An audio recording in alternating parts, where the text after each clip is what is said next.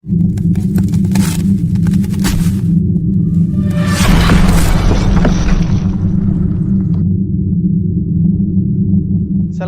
warahmatullahi wabarakatuh.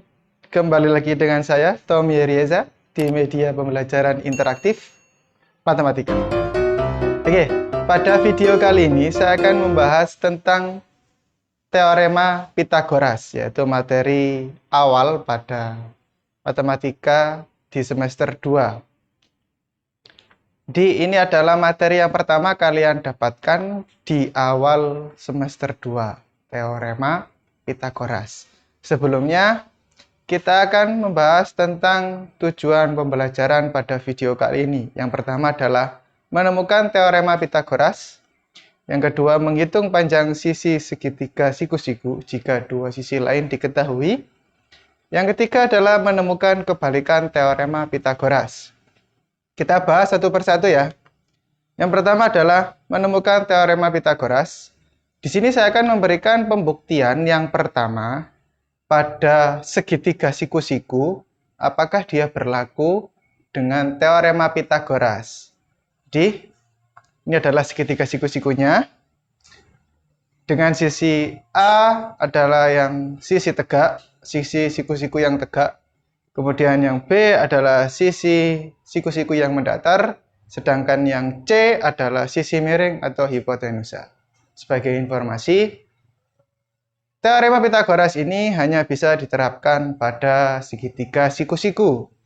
Tidak bisa diterapkan di segitiga yang lain, hanya segitiga siku-siku ya. Oke, pertama-tama saya akan memberikan sebuah persegi 4x4 di sisi tegak A. Nah, ini adalah sisi perseginya. Karena dia sisinya A, maka luas persegi itu kan sisi kali sisi. Menjadi A kuadrat. Jadi luas persegi berwarna merah ini adalah A kuadrat. Kemudian di sisi B saya beri persegi berwarna biru. 3x3. Nah, luasnya menjadi B kuadrat. Nah, bagaimana dengan persegi yang ada di sisi miring C? Tidak perlu saya isi warna karena dia akan terisi sendiri dari persegi yang berwarna merah dan persegi berwarna biru. Nah, diisi satu persatu sampai habis yang berwarna merah, kemudian dilanjut yang berwarna biru, diisi. Nah, jadilah persegi yang ada di sisi C ini kan luasnya sama dengan C kuadrat. C kuadrat ini diperoleh dari luas persegi merah atau A kuadrat ditambah dengan luas persegi biru, yaitu B kuadrat. Maka diperoleh C kuadrat sama dengan A kuadrat ditambah B kuadrat. Nah, itu pembuktian yang pertama ya. Oke, kita lanjut ke pembuktian yang kedua ya. Perhatikan gambar di samping. Di samping itu adalah sebuah daerah persegi ya, yang tersusun dari 4 segitiga siku-siku dan 1 persegi kecil. Berapakah luas daerah yang berwarna kuning tersebut? Yang berwarna kuning ini, karena dia bentuknya persegi dengan sisi C, maka luasnya C kali C, yaitu C kuadrat. Ya, betul. Kemudian, perhatikan segitiga yang saya pindah di samping ini. Nah, segitiganya dipindah menjadi 2 bangun. Akhirnya tadi menjadi 2 bangun persegi yang berbeda ukuran. Nah, yang satunya persegi besar sisinya B, yang satunya persegi kecil sisinya A. Bagaimana sekarang luasnya? Luasnya yaitu yang persegi besar kan sisinya B, berarti B kuadrat. Yang kecil sisinya A, jadi A kuadrat. Karena itu masih satu kesatuan yang persegi awal tadi, maka dapat kita tulis luasnya adalah A kuadrat plus B kuadrat. Jika kita hubungkan dengan persegi yang awal tadi, kan luasnya sama dengan C kuadrat. Maka kita dapatkan C kuadrat sama dengan A kuadrat plus B kuadrat. Sama kan? Seperti pembuktian pertama. Nah, apa kesimpulan dari dua pembuktian ini? Kesimpulannya adalah untuk sebuah segitiga siku-siku dengan panjang sisi A, B, dan C sebagai sisi miringnya, maka berlaku, nah segitiga yang ada di samping saya ini, yang sisi tegaknya sisi siku-siku, sisi mendatarnya juga sisi siku-siku, sedangkan sisi miring hipotenusa A, B, dan C berlaku teorema Pitagoras, yaitu C kuadrat sama dengan A kuadrat plus B kuadrat. Itu sudah. Jadi, teorema Pitagoras ini berlaku di segitiga siku-siku. Ya, oke, kita masuk ke pembahasan yang kedua, yaitu menghitung panjang sisi segitiga siku-siku jika dua sisi lain diketahui. Nah, contohnya seperti ini. Hitung sisi miring segitiga siku-siku jika sisi yang saling tegak lurus berturut-turut adalah 6 dan 8. Seperti gambar di samping. Sisi tegaknya 6, sisi mendatarnya 8, berapakah sisi miringnya? Kita gunakan teorema Pitagoras yang tadi. C kuadrat sama dengan A kuadrat plus B kuadrat, maka C kuadrat sama dengan 6 kuadrat ditambah 8 kuadrat. C kuadrat sama dengan 36 ditambah 64.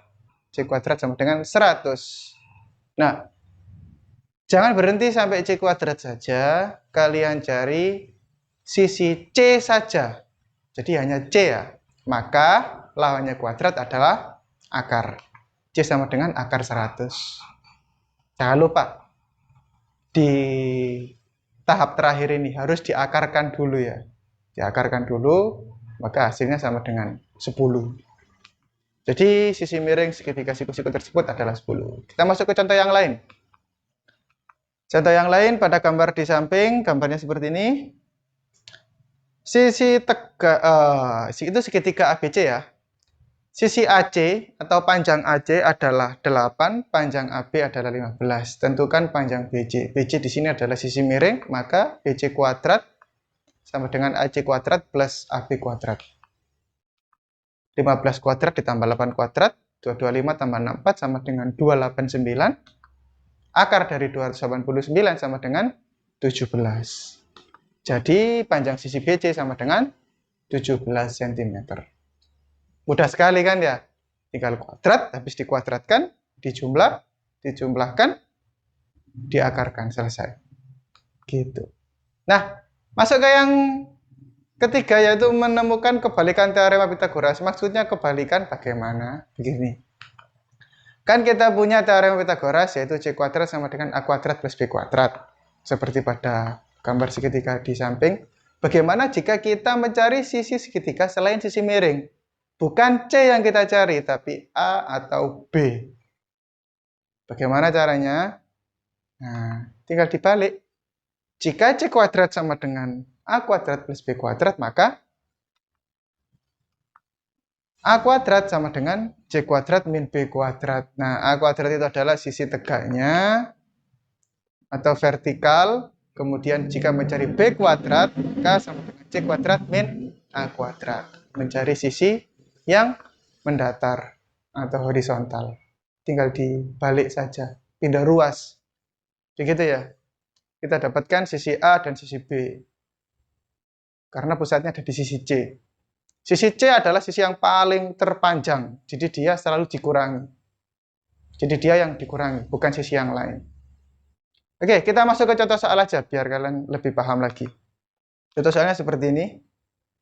Nah, saya punya segitiga ABC, siku-sikunya di A, panjang AB-nya 5, panjang BC-nya 13. Berapa panjang AC? Yang ditanyakan adalah panjang AC. Panjang AC adalah sisi tegak ya. A kuadrat sama dengan C kuadrat min B kuadrat. Nah, panjang AC ini kan sama dengan A. Berarti rumusnya adalah C kuadrat min B kuadrat.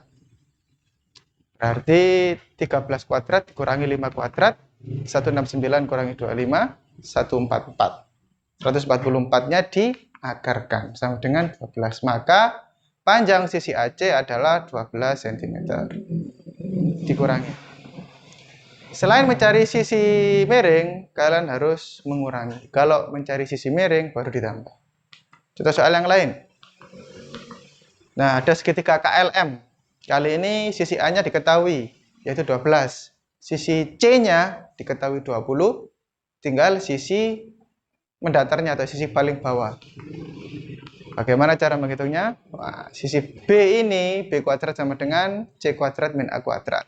Kemudian 20 kuadrat dikurangi 12 kuadrat, 400 kurangi 144, maka hasilnya 256. Diakarkan menjadi 16. Maka panjang sisi LM pada segitiga KLM adalah 16 cm. Sangat sederhana sekali ya, mencari sisi-sisi pada segitiga siku-siku, meskipun bukan sisi miringnya, bisa sisi tegak maupun sisi datar. Oke, untuk latihan kalian di sini ada soal latihan.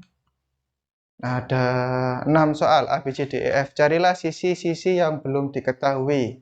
Tidak harus sisi miring ya, ada sisi tegaknya yang dicari atau sisi mendatarnya yang dicari. Nah, kalian kerjakan, kalian buat latihan, semoga ilmunya bertambah. Oke?